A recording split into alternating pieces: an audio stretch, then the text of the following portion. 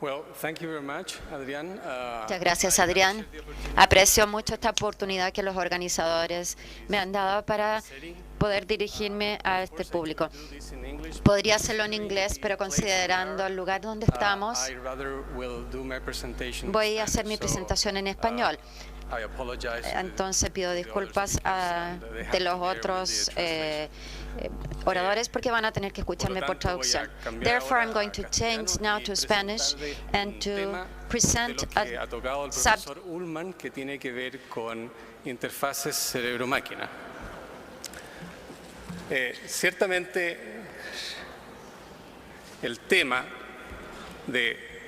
que nos acoge hoy en la mañana tiene que ver con el cerebro humano y, como dijo el doctor Adrián Palacios, el cerebro humano es uno de los sistemas quizás más complejos en el universo y que ha tomado una enorme importancia en las últimas décadas porque tiene consecuencias inmediatas y de largo plazo para la sociedad. Este órgano, que ocupa quizás apenas el 1% del peso, usa más del 25% de toda la energía que produce en nuestro cuerpo y es relevante en muchos aspectos.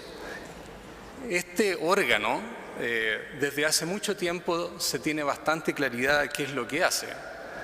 Hace quizás más de 2 siglos, Hipócrates reconocía que de alguna manera este órgano justamente tiene que ver con un montón de los aspectos que nos hacen reconociblemente humanos. Hipócrates decía que los hombres deben saber que del cerebro y solo del cerebro, y no del corazón, como decía Aristóteles, surgen nuestros placeres, alegrías, risas, ¿cierto?, bromas, así como nuestras tristezas, dolores, penas y lágrimas. Entonces, de alguna manera, ya desde muy antiguo se reconocía que es este órgano el que de alguna manera nos hace humanos en particular. Estas ideas se conservan hasta hoy y hay otra cita en particular que quiero traer acá de Carl Sagan, ¿cierto?, en su libro The Dragons of Eden, que dice que el fundamento, su premisa fundamental sobre el cerebro es que su trabajo, ¿cierto?, su funcionamiento y que llamamos la mente, es la consecuencia de su anatomía y su fisiología, y nada más. Eso significa que lo que vemos, lo que escuchamos, nuestras ideas políticas y religiosas quizás, son producto de estas células que hay arriba, adentro de nuestras cabezas.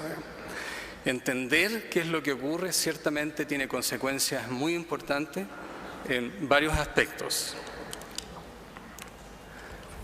Quizás hay 3 áreas que son la más importante, en la cual entender qué es lo que ocurre con el cerebro humano tiene un alto impacto tanto hoy como a largo plazo. No es casualidad que en las últimas 2 décadas haya habido un enorme aumento en estudios en neurociencia. Incluso a modo de ejemplo, ya que está aquí el presidente del Senado, el Senado de Estados Unidos declaró la última década del año pasado la década del cerebro, destacando justamente la necesidad e importancia que requiere este órgano para la sociedad. La primera importancia tiene que ver con salud pública. Hoy, por ejemplo, en Europa y en Estados Unidos, 1/3 de la población sufre enfermedades mentales, que son enfermedades psiquiátricas, neurológicas. Y esto no tiene un costo menor. En Europa, aproximadamente 340.000 millones de euros al año se gastan en enfermedades asociadas al cerebro. Y esto ocurre no solamente en países desarrollados, sino que también en Chile, donde en la última década consultas médicas en estas áreas prácticamente se han duplicado en comparación con otras especialidades médicas. O sea, está tomando una importancia en la salud de nuestras personas cada vez más alta. La segunda tiene que ver con educación. Tanto debate que hemos tenido este año en educación y ciertamente el cerebro humano está involucrado de una manera muy importante en el aprendizaje. Entender cómo el cerebro humano aprende es fundamental para diseñar políticas e implementarlas en los colegios. Así que obviamente tan importante es que la OECD ha dedicado un esfuerzo especial a esto y ha creado un panel que ha buscado entender educación y neurociencia en este contexto. Y por último, ciertamente lo que nos reúne también en esta sesión, que tiene que ver con reconocer el cerebro como el órgano más importante quizá, que tiene que ver con nuestro propio ser, lo que nos hace individuales y lo que tiene que ver con nuestra propia humanidad. Lo que queda de esta charla, y más atingente al tema de hoy, voy a hablar sobre un aspecto de neurociencia y medicina, y que específicamente tiene que ver con un área nueva que se llama la interfase cerebro-máquina. Principalmente esto tiene que ver, o los objetivos esenciales de esta gran nueva área de la ciencia, es buscar una manera de reemplazar o complementar actividad motora o cognitiva perdida en situaciones patológicas. Por ejemplo, una persona que pierde un brazo o una pierna o que está paralizada, como el ejemplo que mostró el doctor Ullman, etc. Pero en principio, y ustedes lo van a ver, este desarrollo de esta nueva ciencia pueden implicar algo mucho más allá. El que un cerebro humano pueda manejar un brazo no impide que eventualmente un cerebro humano pueda manejar un cuerpo completo en forma disociada a una máquina en otro lugar. Entonces, lo que quiero mostrarles aquí de manera resumida en las próximas diapositivas es un poco de qué se trata esta área y explicar quizás muy brevemente algunos de los experimentos y estudios que han sido realizados que han dado inicio a esta área. Una de las maneras más simples de lograr una interfase cerebro-máquina es usar quizás actividades que el cuerpo ya puede realizar. Por ejemplo, si una persona ha perdido un brazo y puede fabricarse un brazo mecánico, ¿cómo uno maneja este brazo? ¿Cierto? Idealmente uno quisiera que lo manejara el cerebro directamente, pero muchas veces eso no es posible. Pero uno puede utilizar otras habilidades del cuerpo, por ejemplo los músculos del pecho, para poder manejar directamente ese aparato. Ese tipo de interfaces cerebro-máquina se conocen como no invasivas y aquí hay un ejemplo de eso en el cual un brazo prostético con un microprocesador es manejado directamente con 3 músculos del pecho cuya actividad es registrada con sensores y luego van a un microprocesador el que mueve el brazo. Estos interfaces cerebro-máquina tienen ciertamente la ventaja de que no requiere uno algo muy sofisticado, pero sufren de limitaciones en términos de la riqueza con que estos brazos pueden ser utilizados, ciertamente. Otro área de bastante desarrollo es tratar de usar la actividad del cerebro medida desde afuera de la cabeza, ¿cierto? Con una metodología que se llama electroencefalografía y utilizar las señales eléctricas que el cerebro fabrica de manera de poder manejar algún aparato, por ejemplo el cursor de un computador, que en este caso lo que se muestra aquí es una pantalla donde hay un juego de Pong. Aquellos que son viejos como yo podrán reconocer esto de los primeros juegos electrónicos, ¿cierto? Donde hay una bolita que se mueve y que el operador tenía que hacer rebotar moviendo esto hacia arriba o hacia abajo. Esto se puede lograr ahora directamente si es que uno pone una gorra con sensores que pueden medir la actividad eléctrica y con eso mover esto para arriba o para abajo. Esto no es tan complicado de hacer, esto requiere simplemente leer la actividad eléctrica. Esto es algo que hacemos en nuestro laboratorio. Este es un ejemplo de registro de sujetos donde uno puede detectar eventos especiales en este registro y hacer que cada vez que ocurre esto un cursor va para arriba y cada vez que ocurre esto el cursor va para abajo. Aquí no hay codificación, no sabemos qué es lo que pasa en el cerebro, simplemente estamos explotando la posibilidad de detectar estados distintos para ser usados para una máquina. Pero en estos ejemplos que he dado, no hemos explotado apropiadamente la maquinaria del cerebro que normalmente se utiliza para realizar una tarea como mover el brazo.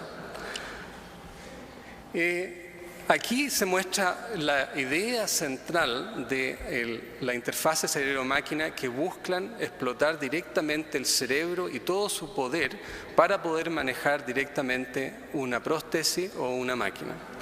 Típicamente lo que ocurre es que en un cerebro humano hay una actividad eléctrica de las células del cerebro que de alguna manera fabrican los comandos para mover brazos y piernas, por ejemplo, y que pueden estar interrumpidos o pueden estar intactos, pero el efector, ¿cierto?, el brazo está ausente.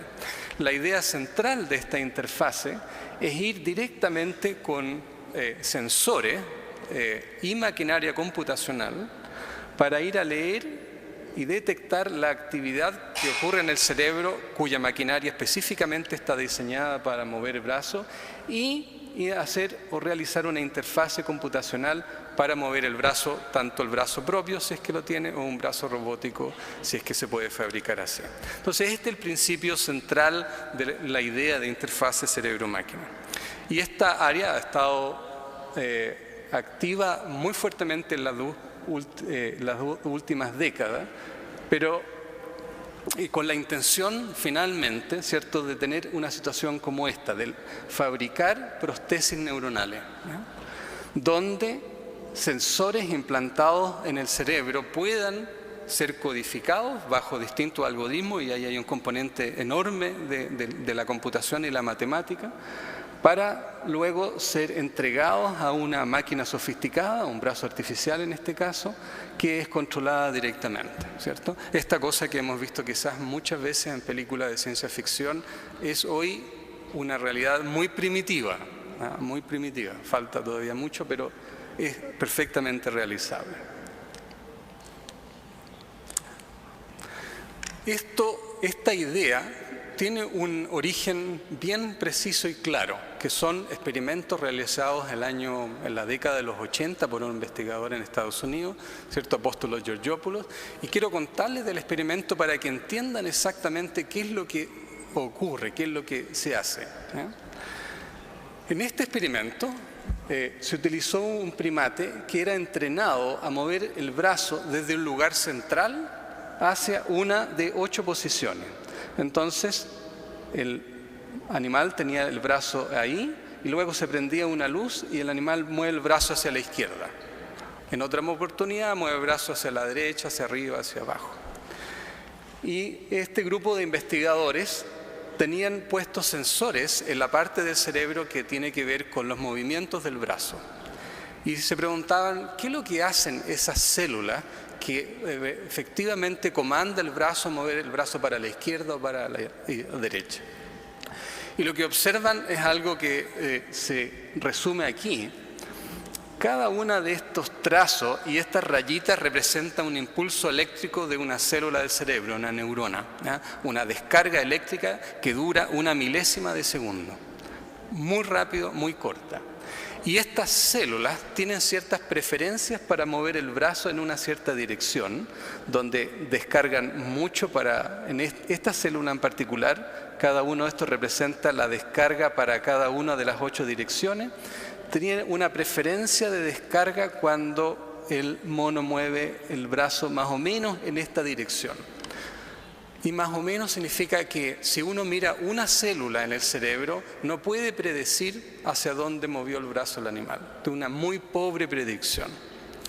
Pero si uno registra otra célula, y otra, y otra, y otra, y registra quizás 100 células, y las mezcla en un sistema vectorial, es decir, combina la actividad de las células, lo que obtiene es una predicción que está indicado aquí con este vector rojo, y esta línea de acá indica el movimiento real del animal. Y como ustedes pueden ver, estas predicciones, cuando acumulan la actividad de 100 neuronas, es muy buena.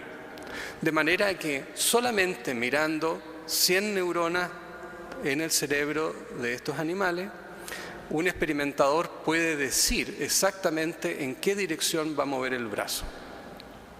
Este es el principio básico que sustenta las interfaces cerebro-máquina. A partir de este experimento se enriqueció tanto el registro, hoy son quizás casi miles de neuronas registradas, y se empezaron a elaborar códigos matemáticos para poder evaluar mejor esto, y se usan desde vectores de poblaciones hasta sistemas bayesianos, etc. Y hoy entonces es posible registrar de muchas neuronas al mismo tiempo y hacer esto más sofisticado. Esta es una fotografía de electrodos, de sensores que van a ser insertados en la corteza motora de un primate. Estos son experimentos de Miguel Nicolelis y aquí se muestra el resultado. En este caso hay un animal que tiene muchos sensores en el cerebro que están monitoreando la actividad motora del animal, y este es un animal que está corriendo en una cinta transportadora. Estas señales del computador son entonces analizadas y codificadas y se hace una predicción con respecto a qué es lo que estaba haciendo el animal. En este caso, estas señales se enviaron a Japón, de Estados Unidos a Japón, donde estas señales se implementaron en un robot. Y entonces lo que se obtuvo es que mientras el mono corre en esta cinta transportadora, el robot realiza exactamente la misma conducta. Entonces el cerebro de este animal manipulaba directa y en tiempo real el caminar de este robot a miles de kilómetros de distancia. Una de las cosas interesantes además es que en algún momento se le podía pedir al animal que detuviera su marcha, y aún así puede mentalmente todavía controlar la carrera del robot. Es decir, no necesitaba el animal realizar la conducta, bastaba con que él pensara en querer correr y el robot corría bajo su comando, ¿no? Entonces, de esta manera, este tipo de interfase permitiría en principio una manipulación remota local o remota muy distante de un aparato robótico. Por supuesto que esto tiene interés primario en la medicina, ¿cierto? Y este ejemplo que muestro aquí es justamente un ejemplo que ya mostró el doctor Ullman, ¿cierto? Donde este paciente que estaba paralizado y por lo tanto no podía realizar ningún movimiento del cuerpo, tenía un grupo de sensores. Esto es muy pequeño, fíjense, aquí hay una moneda de 1 centavo de Estados Unidos y este set de electrodos tiene ese tamaño. Estaba insertado en la corteza y cientos de neuronas eran registradas, las cuales se codificaban. Aquí está este punto de aquí, es donde está el electrodo. Y como ustedes pueden ver, entonces, cada una de estas rayitas de aquí representa un pulso eléctrico de una neurona. Y si uno mira esta neurona y le pide al sujeto que haga un comando motor, como por ejemplo abrir y cerrar una mano, uno observa que puede detectar claramente el cambio de conducta solamente mirando estas 3 neuronas, ¿ya? De nuevo, la idea central es siempre la misma, ¿cierto? Transformar la actividad eléctrica en un comando motor. Y aquí muestro la película que ya fue un poco mostrada por el doctor Ullman, ¿cierto? Donde este paciente es capaz entonces de enviar un comando de abrir o cerrar la mano, ¿ya? Hay al menos 3 o 4 pacientes que han sido explorados con este método. Estos son experimentos de John Donoghue de Brown University. Noten sí que evidentemente la riqueza del movimiento de la mano es bastante pobre, ¿cierto? Abrir o cerrar, ¿no? Experimentos parecidos han sido hechos por Andy Schwartz en Pittsburgh, y lo que ustedes ven acá es un mono que tiene una cantidad grande de electrodos y él tiene sus brazos puestos en unos tubos. Y él está manipulando ahora directamente un brazo robótico con el que es capaz de ir a buscar un marshmallow que está puesto ahí arriba y llevárselo a la boca, ¿ya? De manera que él, sin mover sus propios brazos, es capaz de, a través de este algoritmo, de ir a manejar un brazo robótico para tomar la recompensa y llevárselo a la boca, ¿ya? Noten ustedes que el movimiento del brazo robótico no es muy suave, bastante crudo, ¿ya? Y en parte, ¿por qué es crudo? ¿Por qué el estado del arte de las interfaces cerebro-máquina todavía no permiten un movimiento fluido como podemos hacer con las manos? En gran parte esto tiene que ver con un principio muy fundamental del sistema nervioso. Todos nuestros actos motores o sensoriales están mezclados. No podemos mover bien el brazo si no tenemos una retroalimentación sensorial apropiada. Los experimentos que ustedes han visto, los estudios únicamente han considerado leer la actividad motora del cerebro y llevarlo a una máquina. Pero hay un elemento que falta y ese elemento es la retroalimentación, que puede ser visual en este caso, pero real, implica llevar actividad sensorial del robot de vuelta al cerebro. No solamente hay que escuchar al cerebro, sino que hay que hablarle de vuelta. Y esto es bastante más complicado.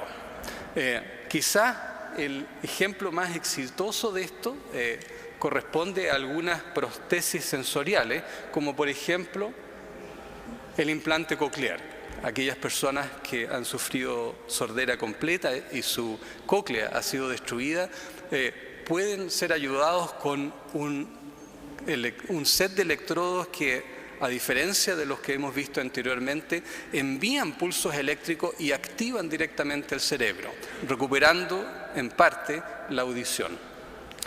Esta área de implantes sensoriales es bastante más primitiva de lo que ha ocurrido y los resultados todavía no son, digamos, satisfactorios para los pacientes que esperan. Pero ha habido otros intentos, en particular, por ejemplo, implantes retinales, ¿cierto? Donde personas que han perdido parte de los receptores y que tienen todavía células sensibles pueden ser activadas directamente con pulsos eléctricos. Y una de las razones por las cuales estos implantes no han sido enteramente satisfactorios es porque en realidad hemos hecho un relativamente buen trabajo para poder descifrar el código de lo que hacen las neuronas. Somos capaces de escucharlas bastante bien, pero somos muy malos para hablarles a las neuronas porque no sabemos qué es lo que las neuronas entienden como código. Y hay un debate enorme en la comunidad neurocientífica acerca de en qué constituye un código y por lo tanto descifrarlo es importante. En ese sentido, en el laboratorio en el cual trabajo hemos tratado de descifrar parte de ese código haciendo experimentos para hablarle a las neuronas y ver si los animales son capaces de entender esto, ¿no?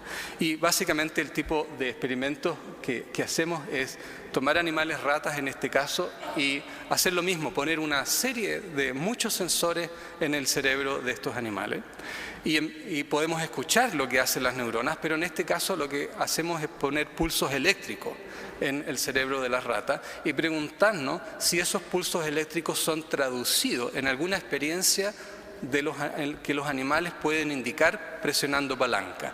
Entonces podemos ponerle un set de pulsos y decirle, bueno, cuando le ponemos el set de pulsos A, usted apriete la palanca izquierda y cuando le ponemos el set de pulsos B, apriete la palanca derecha, ¿ya? Para aquellos cinéfilos que han visto la película de Matrix de los Wachowski Brothers, es un poco así, ¿ya? Podemos crear artificialmente un estado de actividad perceptual en el cerebro que los animales indican por una conducta. Si es posible hacerlo, entonces podemos fabricar esta retroalimentación necesaria para poder fabricar interfaces cerebro-máquina del futuro. Bueno, obviamente sí se puede. Y eso hemos logrado en el laboratorio. Lo que se muestra aquí, en este cuadro acá, es en círculos rojos qué parte del cerebro hemos ido a poner electrodo. Y aquí a la derecha se muestra el tipo de patrón de impulsos que hemos probado, preguntándole a los animales si pueden distinguir este patrón de este otro patrón. Ahora, estos parecen ser muy parecidos y es justamente la gracia, digamos, ¿cierto? Porque solamente en la medida que podemos lograr riqueza de estimulación vamos a poder lograr riqueza de retroalimentación. La pregunta es, ¿distinguen las ratas esto de esto otro? Bueno, no inicialmente, esto pasa por un proceso de aprendizaje. Esto se muestra aquí en la figura E, donde aquí no se ve muy bien, pero es el porcentaje de respuestas correctas, siendo ese 50%, de manera que cuando estos puntos azules están acá, las ratas adivinan, no saben cuál es cuál. Pero en la medida de que estos puntos van subiendo, significa que las ratas pueden perfectamente distinguir un patrón de otro, ¿ya? De manera que al menos hemos probado que uno puede utilizar conjuntos de estimulación eléctrica compleja para poder hablarle de vuelta a los animales y de esta manera complementar un sistema de interfase cerebro-máquina enriqueciendo este sistema, ¿no? Como es evidente, mencioné que estas ideas de interfase cerebro-máquina, si bien inicialmente pretenden buscar el reemplazo de miembros, brazos y piernas de gente paralizada, en principio a largo plazo no hay ningún impedimento teórico para considerar que la lectura y retroalimentación directa de un cerebro humano va a permitir la manipulación de cualquier máquina que, si bien no necesariamente va a ser inteligente tan rápido, al menos sí podrá ser en principio manipulada directamente por nuestro cerebro. Así que quizás haya un robot por ahí en 100 años más, nosotros tenemos nuestra pieza y nuestro robot va a trabajar por nosotros, digamos. Todavía en 100 años quizás sea tarde. Bueno, como toda ciencia se hace en grupo, yo no puedo dejar de incluir los nombres de la gente que trabaja en el laboratorio y, por supuesto, como exalumno de Francisco Varela, no puedo dejar de mencionarlo y honrarlo en esto. Así que, bueno, muchas gracias.